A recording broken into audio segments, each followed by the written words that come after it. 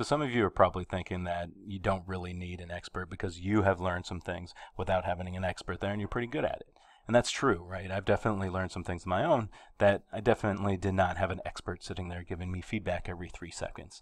The thing is, when you do that, when you try to practice and learn something new without an expert around, we're likely to practice really poorly. We'll do it wrong and we'll develop a lot of bad habits that make it hard for us to get better, but also takes a really long time to fix. So having an expert there actually keeps us from spending a whole lot of extra time trying to learn these things.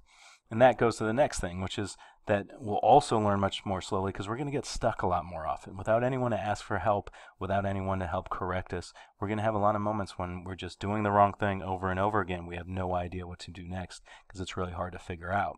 Having an expert there to see what you're doing and give you some advice when you start getting stuck can make a really big difference and help you get going and kind of learn the thing a lot faster.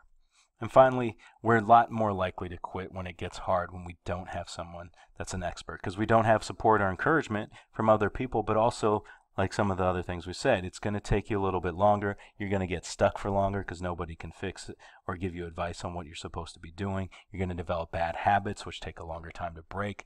All of these things make it much more likely that we quit the things that we try to learn without an expert.